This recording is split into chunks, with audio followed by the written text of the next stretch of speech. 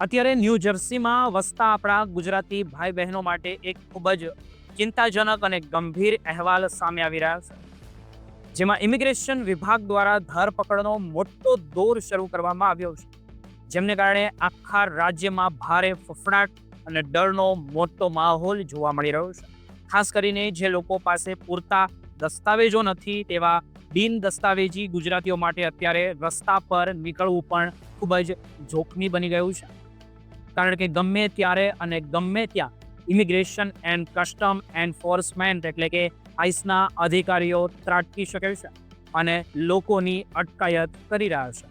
આ સમગ્ર સ્થિતિ શું છે અને તમારે કઈ બાબતોનું ધ્યાન રાખવાનું છે એ જાણવા માટે આ વિડીયોને તમે અંત સુધી જોતા રહેજો. જો તમે ન્યૂ જર્સીમાં અમેરિકામાં રહો છો અને ગુજરાતી છો તો, કારણ કે આપણે ખાસ ધ્યાન અલગ અલગ રાખવાનું હોય છે.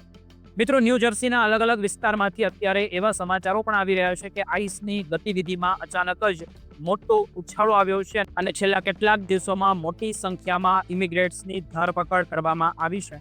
આ પરિસ્થિતિમાં અત્યંત સાવધાની રાખવાની જરૂર બની ગઈ છે. ખાસ કરીને રવિવારની સવારે યુનિયન સિટીના એક ચર્ચની બહાર જે ઘટના બની તેણે બધાને ચોંકાવી દીધા છે.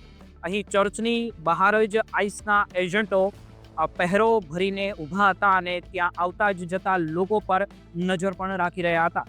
સ્થાનિક મીડિયાના અહેવાલો મુજબ આપણે જોઈએ તો ત્યાંની જે 2 વ્યક્તિઓની ધરપકડ કરવામાં આવી છે અને આ વાતની પુષ્ટિ ખુદ રાજ્યના રાજકીય પ્રતિનિધિઓએ પણ કરી છે. ઘટના અંગે અમેરિકી સાંસદ રોબ મેનેડેન્સ જેવા 8મા ડિસ્ટ્રિક્ટના પ્રતિનિધિ છે, તેમણે સોશિયલ મીડિયા પર એક પોસ્ટ મૂકીને આ દરોડાની નોંધ લીધી છે.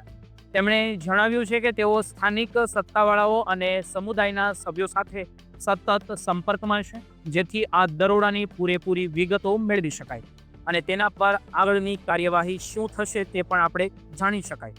અત્યારે જે રીતે ધરપકડ થઈ રહી છે તેમાં સૌથી ચિંતાની વાત મિત્રો હોય તો એ છે કે આઈસના એજન્ટો ઘણી વખત વગર વોરંટે લોકોની અટકાયત પણ કરી રહ્યા છે. આનો સીધો અર્થ એ થાય છે કે જો કોઈ ગુજરાતી વ્યક્તિ રસ્તા પર ચાલી રહી હોય અને ત્યાં ઇમિગ્રેશનનો દરોડો પડે કે તો તપાસ થાય તો માટે કોઈ પણ વ્યક્તિને જે અટકમાં લઈ શકાય. અને આ દરોડાના અનેક વિડીયો અત્યારે સોશિયલ મીડિયા પર વાયરલ પણ થઈ રહ્યા છે, જેમાં જોઈ શકાય છે કે જેટલી ગાડીઓમાં માસ્ક પહેરેલા એજન્ટો સજ્જ થઈને આવ્યા હતા અને ચર્ચમાં જઈ રહેલા આશરે 20 વર્ષની ઉંમરના 2 યુવાનોને પકડીને લઈ ગયા હતા. આવી જ ઘટનાઓ ફેબ્રુઆરીના પહેલા અઠવાડિયામાં પણ જર્સી સિટી અને હોબોકના રેલવે સ્ટેશન પર પણ જોવા મળી હતી. ત્યાં 9th સ્ટ્રીટ અને જેક્સ સ્ટ્રીટ પાસે જ્યારે ફેડરલ એજન્ટો સક્રિય થયા ત્યારે જર્સી સિટીના કાઉન્સિલમેન જેક અફેરોસન પોતે ત્યાં પહોંચી ગયા હતા અને તેમણે એજન્ટોને સામનો કરીને આખી ઘટનાનો વિડીયો પણ ઉતારી સોશિયલ મીડિયા પર શેર પણ કર્યો હતો. જો આપણે આંકડાઓ પર નજર કરીએ તો પરિસ્થિતિ ખરેખર એકદમ ગંભીર દેખાઈ રહી છે.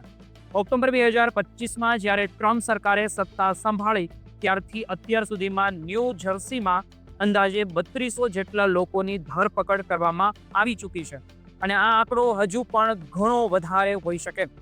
તમે કલ્પના કરી શકો છો કે આખું વર્ષ 2024 દરમિયાન જેટલી ધરપકડ થઈ હતી તેના કરતાં આંકડો ઘણો મોટો ગણી શકાય. અને 2025ના જૂન મહિનામાં 802 અને જુલાઈમાં 727 લોકો પકડાયા હતા. આ આંકડાઓ જ બતાવે છે કે તંત્ર અત્યારે કેટલું કડક બની ગયું છે. ન્યૂ જર્સીમાં ઇન્ડિયન એટલે કે ગુજરાતી અને કોઈ પણ એવી લોકોની વસ્તી ખૂબ જ મોટી છે અને આ વિસ્તારોમાં હવે લોકો ઘરની બહાર નીકળતા પણ હવે ડરી રહ્યા છે. જે વિસ્તારમાં આઈસના દરોડાની અફવા પણ ફેલાઈ રહી છે ત્યાં રસ્તાઓ એકદમ સુમસાન થઈ જાય છે.